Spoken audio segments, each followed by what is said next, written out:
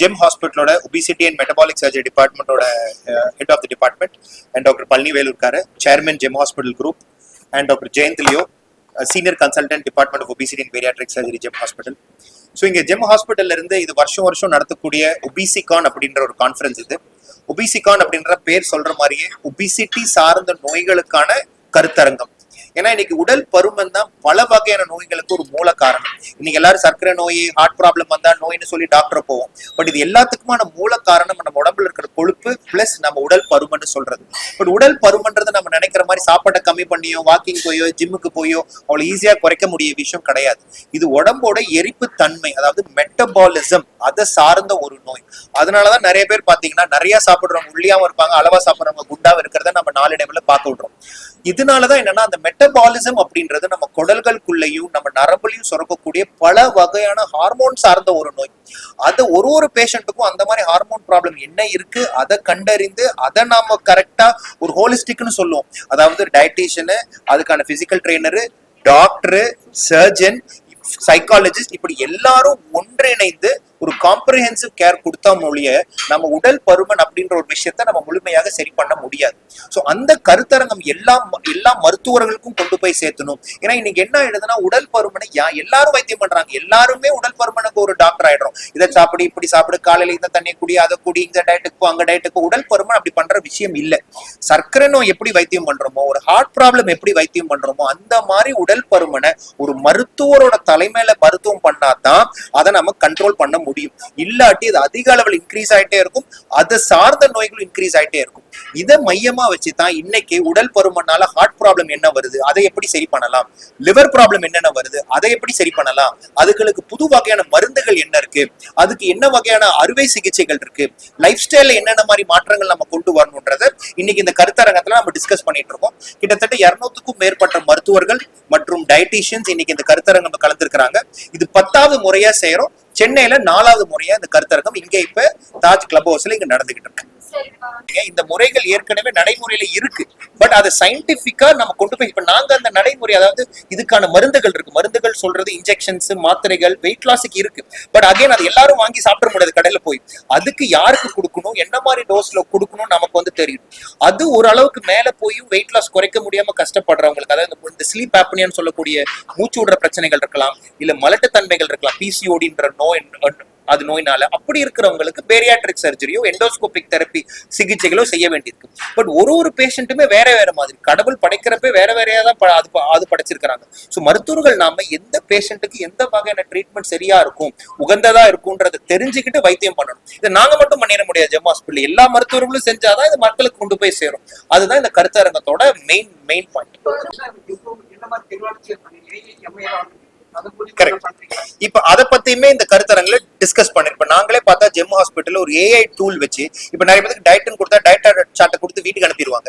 Diet chart வீட்டுக்கு போனதுக்கு அப்புறம் பார்த்தா அவங்க சாப்பிடறாங்களான்னு யாருக்குமே தெரியாது. பட் நாங்க ஒரு ஏஐ டூல் வச்சு நாங்க என்ன பண்றோம்னா, அந்த பேஷண்ட்ஸ் என்னென்ன சாப்பிடுறாங்களோ ஒரு போட்டோ மட்டும் எடுத்தா போதும். வெறும் போட்டோ என்ட்ரி பண்ண வேண்டிய அவசியமே கிடையாது. அந்த உணவுல எவ்வளவு கேலரிஸ் இருக்கு, எவ்வளவு புரோட்டீன் இருக்கு, எவ்வளவு ஃபேட் இருக்குன்னு பிரிச்சு டாக்குமெண்ட் வந்துடும். ஸோ எங்களோட டயட்டீஷியன் பேக் எண்ட்ல இருந்துகிட்டே அந்த பேஷண்ட் நாங்க கொடுத்த உணவு முறையை சாப்பிட்றாங்களா இல்லையா, கேலரி ரிக்வயர்மெண்ட் மீட் பண்றாங்களா இல்லையா, அதிகமா போறாங்களா இல்லையான்றதை நாங்க மானிட்டர் பண்ணிக்க முடியும். பேஷண்ட்டுக்குமே அந்த ஒரு போட்டோ எடுத்தோடனே பின்னாடியே ஏஐ மூலமா நீங்க சாப்பிடுறதுல என்ன தப்பு இருக்கு, மாத்த வேண்டி இருக்கும் அப்படின்றது. ஸோ லைஃப் ஸ்டைல்னாலும் சும்மா சாட்டு கொடுத்து அனுப்புற விஷயம் கிடையாது. அது மானிட்டர் பண்றதுக்கு ஏஐ டூல்ஸ் இருக்கு. அதை பத்தியும் கருத்தரங்களை டிஸ்கஸ் பண்ணிட்டு இருக்கோம். நம்ம எல்லாருமே ஜெம் மருத்துவமனையில் இந்த பேரியாட்ரிக்ஸ் டிபார்ட்மெண்ட்ங்கிறது 2002 ஆரம்பிச்சோம். இதனுடைய பர்பஸ் போக போக தெரிஞ்சுது. இது நான் ஏற்கனவே சொன்ன மாதிரி எல்லா வயதினரையும் பாதிக்கக்கூடியது உடல் பருமன். குழந்தைகளும் சரி, ஈவன் பிறக்கிற குழந்தையிலிருந்து கடைசி வரலுமே இருக்கு. அந்த குழந்தைகளில் நாங்கள் ஒரு ஆய்வு பண்ணும்பொழுது தெரிஞ்சது, கிட்டத்தட்ட 3ல் 1 பங்கு குழந்தைகள் நார்மல் வெயிட்டை விட அதிகமாக ஓவர் வெயிட் இருந்தாங்க. அதுலேயும் கிட்டத்தட்ட 12% ஒபீஸ் என்னன்னா அளவுக்கு மீறின வெயிட் இருந்தது. அந்த மாதிரி குழந்தைகள் அளவுக்கு மீறின வெயிட் லிவர்ல இருந்தாலும் சரி, உடம்புல எந்த பாகத்தில் இருந்தாலுமே எல்லா வகையான நோய்கள். குழந்தைகள் போய் நீ விளையாட சொன்னீங்கன்னாக்கா ஓடியாடி விளையாட முடியாது, மூச்சுவாங்க. அந்த மாதிரி நிலைமையில ஏற்படும். கான்சென்ட்ரேஷன் படிக்க முடியாது. அவங்களுக்கு இப்போ குழந்தைங்க பெண்களா இருந்ததுனாக்கா அவங்களுக்கு மென்சஸ் கடைசியில் மென்சஸ் விடுபடும் வெயிட்னால. இப்படி பல வகையான நோய்கள் இருக்கிறதுனால இது. ஸோ அதனால குழந்தைகள் தான் இது முக்கியமாக நம்ம கருதி ஒரு தேக பயிற்சி, உணவு முறை எப்படி பண்ணணும் அப்படிங்கிறத வந்து நம்ம சர்வே எடுத்து அவங்களுக்கு கொடுத்தோம்னா அந்த ஓவர் வெயிட்ங்கிறதுல கரெக்டாக நார்மல் வர்றதுக்கு வாய்ப்பு இருக்கு. இதை ப்ரிவென்டபிள் தானே, ஒன்று ப்ரிவென்டபிள், இது கரெக்டபிள். கொஞ்சம் ஓவர் வெயிட் ஜாஸ்தியாக இருக்கப்போ கொண்டு தரலாம். ரொம்ப ஓவராக ஒபீஸ் ஆகி போகும்பொழுது குழந்தைங்களால அந்த எக்ஸசைஸ் பண்ண முடியாது. ஸோ அது வந்து நம்ம வந்து ஸ்கூல் ஹெல்த் எஜுகேஷனாக கொண்டு வரணுங்கிறதுல முயற்சி பண்ணிட்டு என்னோட இந்த ஆட்டோ பயோகிராஃபி கட்ஸுங்கிறது 2 வகையான மீனிங்ல போட்டோம். கட் அப்படின்னா இன்ட்ரெஸ்டிங், வயிறு சம்பந்தமான நம்ம ஜேர்னி, மருத்துவம் எல்லாமே அதை சார்ந்தது தானே.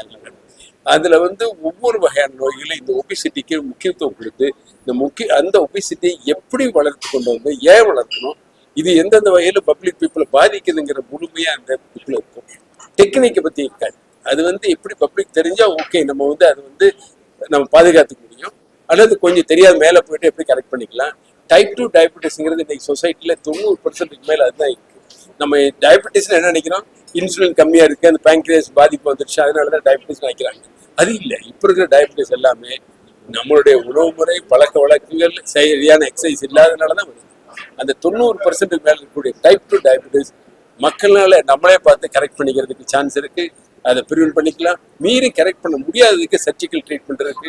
அதனாலதான் இந்த இதை வந்து அதை எப்படி டெவலப் பண்ணி கொண்டு வந்தவங்க வந்து அந்த கெட்ஸ் புக்ல இதை வந்து நாங்க வந்து கடந்த கிட்டத்தட்ட 20 வருடங்களாக ஒவ்வொரு வருடமும் ஒரு ப்ரோக்ராம் யூஸ் பண்றோம்.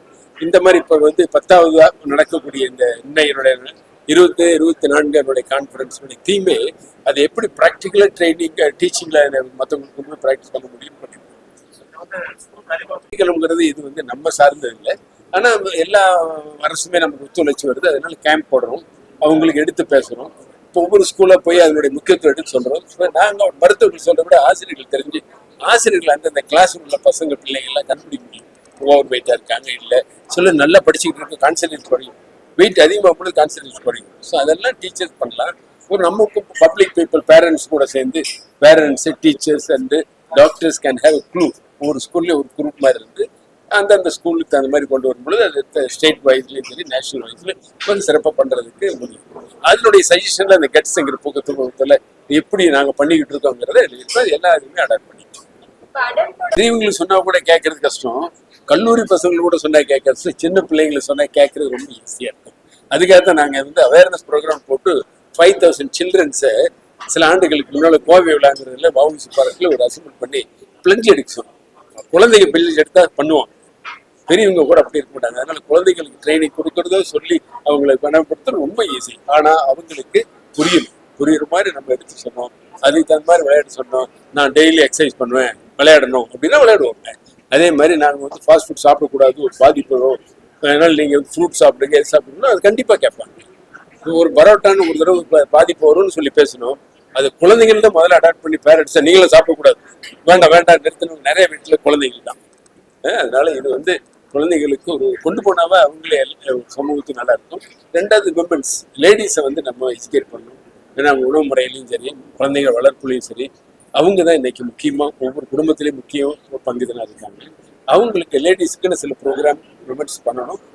அதை பண்ணோம்னா அவங்க வந்து நல்லா